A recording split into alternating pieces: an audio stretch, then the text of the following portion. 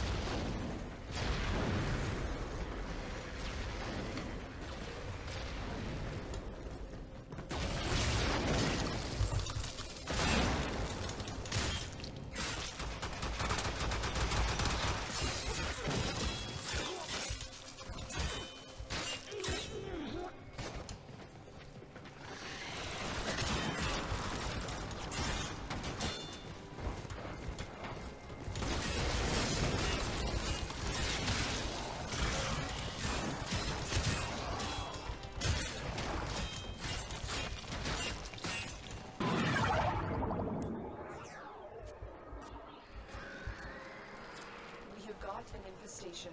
Extermination is the only option.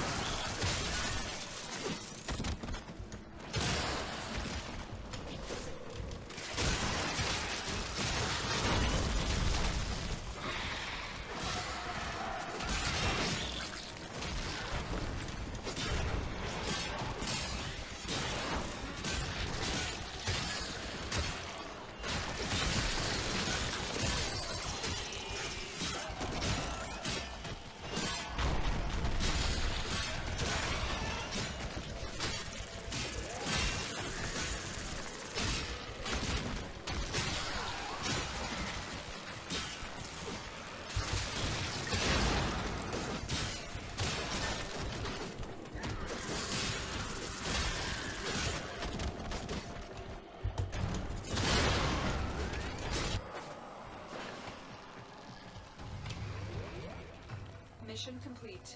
Excellent work, Tenno.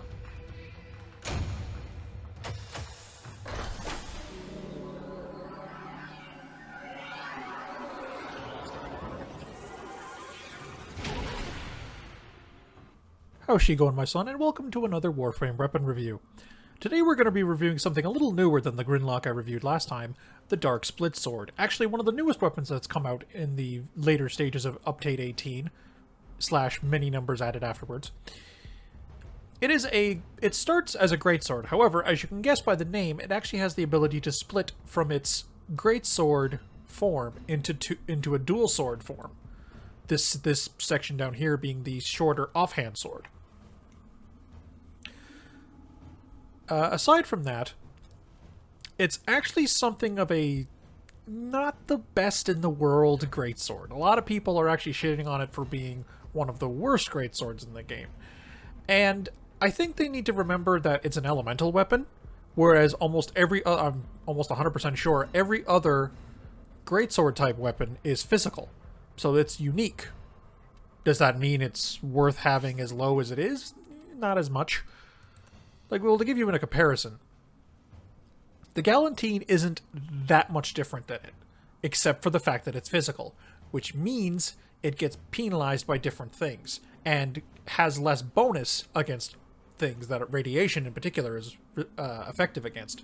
That being the alloy armor of the Grineer and the robotic flesh, air quotes, of the Corpus Moas and Ospreys. But let's find some other dual swords and give it some comparison here. The Graham is pretty bad. The Graham is arguably the only weapon in this same category that's worse than this, but it has a better. But as you can see, it has some better stats to it. Worse status, better crit. It will do less damage against the same target that is weak to radiation versus a target that is weak to slash, because slash multipliers never get as high as radiation multipliers do on the same target, on different target, even on their best target. Graham is kind of a training greatsword anyway. You're supposed to make it and kind of ditch it. Not a great sword, but it's a great axe. Same, and it uses similar stances. The Sindo. Now, the prime version of this weapon would be leagues above the Dark Sword, even as a physical weapon.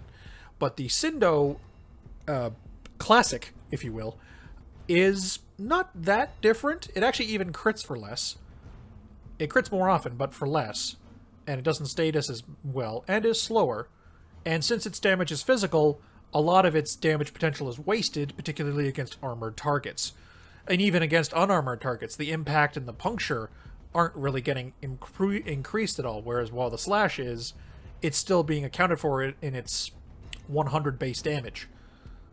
So the 80 base damage on the Dark Split Sword is less, but it's a radiation damage, meaning it can basically, when it's doing what it's supposed to be doing, it can do a lot more than the other weapons. Now, unfortunately, I can't show you the stats of things like, well, there's Galatine, which I have. Do I have another greatsword? No, I don't. Okay, well, but you get the idea. War is just ridiculous, first and foremost. And it's kind of a different weapon entirely, because it's a critical weapon. What people aren't realizing with the Dark Split Sword, at least I think so, is that this is a status weapon. Both of its forms. Now, hang on. Now you switch forms by putting in different stances. Now, it has a double dash slot for the stance, so Swirling Tiger fits, but as you may notice, it can use both heavy blade stances and dual sword stances. When you use a dual sword stance, it loses some base damage, it loses crit and status, but because it's a dual sword weapon, its attack speed of 1 is a lot faster than that of a heavy sword, because even when a heavy sword has the same attack speed as a dual sword, the dual sword is faster because the animations are faster, because that's what the attack speed number actually means. But anyway, I have 2 builds for my Dark Split Sword, and I have given it 1 forma. I needed an extra dash. It comes with the V. The dual sword stance is designed to trigger as many blast procs as possible, with the occasional radiation proc, to crowd control enemies with the Swirling Tiger's attacks. Body count and weeping wounds eventually cause your status chance to hit 100% and keep it there for a while. These are just the basic 60/60s to trigger blast damage on your weapon. The Smite Grineer is here because I don't have Spoiled Strike, and I typically use this setup against Grineer because I use it to bypass armor, because it triggers a lot of downed enemies, which you can use finisher attacks on, and also because it's a dual sword, even though it has no physical damage, it triggers a slash proc when you perform the finisher on targets. And I was doing some testing, and this and Finishing Touch, aside from base damage, are the only things that improve slash damage. So that's why they're on here. Fury is just to make it a nice 1.3. Nothing worse than getting caught in a finisher animation and you can't get out of it fast enough to get a second target or even a third target with the same knockdown. So the Fury helps with that. And Pressure Point is just base damage. You know, it's there doing its thing. Now, if you have the prime version of Smite Grineer, or you could use this against the other factions, but this is most specifically an anti-Grineer tactic for me. You could use that as well. If you have Spoiled Strike, you would make it open it up to be usable on more factions at the cost of becoming slower. I don't actually have a Spoiled Strike as of the point of this recording because I had one ages ago and I sold it for potato money. Don't judge me. You could also switch the Spoiled Strike out for the Finishing Touch. And you've got enough leeway that if you don't like Swirling Tiger, but you don't want to fiddle with the stance, you can also use Crossing Snakes instead. And you still have 8 points spare, even though you're using an incorrect stance. In fact, I'll use it for the purposes of this demonstration. Now, my B configuration is a Greatsword version, using Cleaving Whirlwind, and is set up to trigger as many gas procs as possible. This 4 on the bottom are the same. Body count, Weeping Wounds, to eventually achieve 100% status on every swing, although this weapon does it a lot faster because it already has 56. Fury for the attack speed, which is more important because it's a great sword now, and pressure point for base damage. Since we're going for gas procs, only your weapon's base damage and toxic damage determine the potency of the gas clouds. Determine the potency of the gas clouds. Ooh, geez, excuse me. Speaking of gas clouds, determine the potency of the gas clouds when triggered. So you want to equip a 90% Toxic mod, Fever Strike, in Melee's case, the 60% Toxic mod for Virulent Scourge, and the increased status chance, Volcanic Edge to turn it into gas damage, and the Voltaic Strike is here because occasionally the Electricity proc serves as a sort of gas proc, because it's an AoE explosion of damage, not as much as a gas proc, particularly against infested targets that I use this particular build against. Plus it's a crowd control option. Similar to how radiation will make targets shoot each other, electricity will make targets stunned, helping you, when you get surrounded by dudes, and give your poison time to do work and you to just get more swings in. Yeah, that's about it for the builds. Show off the sword version first, since that is technically the base form of the weapon. Now, like I've said, this is an anti-infested tactic I use. Let's throw in one of each ancient. I'm gonna Broodmother. Throw in a couple of these.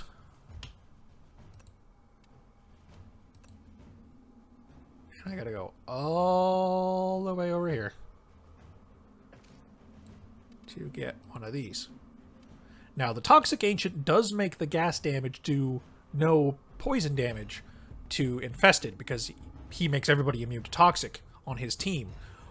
But not only can the Radiation proc sever the link between Ancients and other Infested, the gas explosion that initially comes out when a gas proc happens still does damage, so it's still relevant. It is less damage than if the poison dots are also going off, but, it's not terrible. Now, we definitely want to amp this up a bit because level 20 mobs are squishy as all hell anyway. 80 is reasonable. 80 is like sortie level 2, wave 8 of a defense mission, what people consider the end game of Warframe. Again, a term I don't really understand at the moment. Alright, let's begin. Try to gather them up a bit first. Whoop.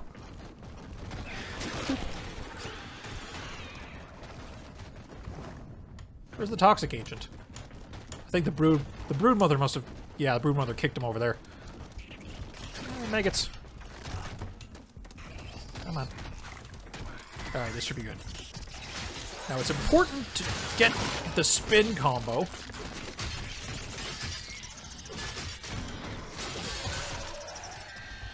As you can see, the multiplier is quite juicy, and it makes for short work of pretty much everything.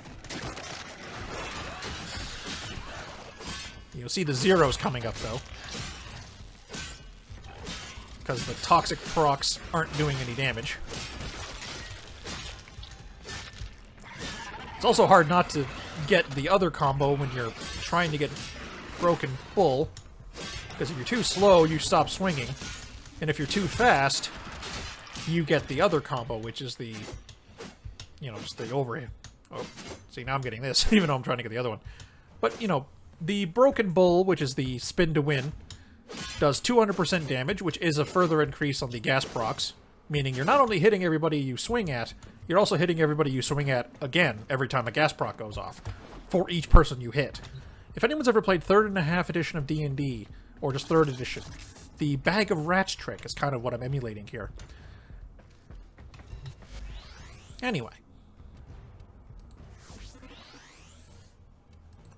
You will switch back to the dual sword form.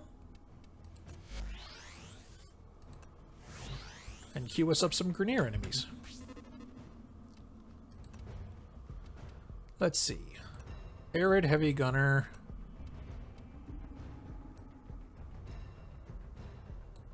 A Bombard. And...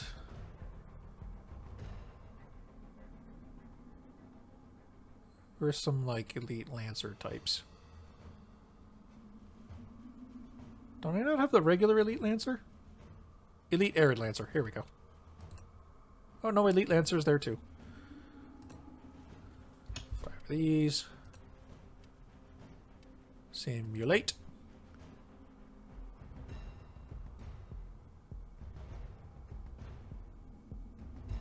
Alright.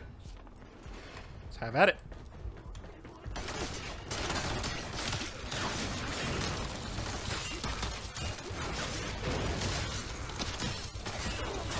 Bleed procs making short work of even the tougher enemies, while all the blast procs keep everyone nice and confused, or everyone nice and flat on their ass. While the radiation procs keep everyone confused, shooting at each other, and shooting not at me. Well, occasionally. Now, admittedly, if I was any other frame right now, I'd probably be dead, because I've just taken a lot of damage. But since when I'm playing, I'm not trying to exclusively use a single weapon to show it off, and not using powers. You know, you get the idea.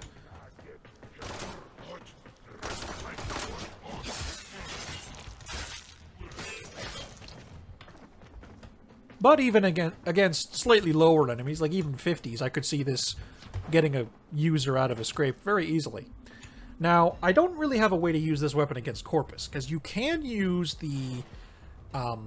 you could use the weapon I use against the version of it I use against the Infested, against the Corpus as well, due to similar weaknesses, and that the radiation damage does bonus damage to the robotics. But unfortunately, because it's a faction that shoots, instead of being the Infested where they swarm you en masse on foot, you know, melee weapons aren't as good, or at least a melee weapon that isn't based on critting for umpteen bajillion damage and instantly killing everything it hits. But I mean, that would work against anything. I'm working with a weapon that, while not as powerful, is a lot more interesting in my mind.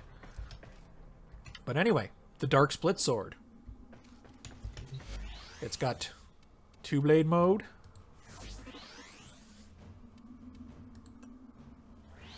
And big fat, and not very big BFS mode.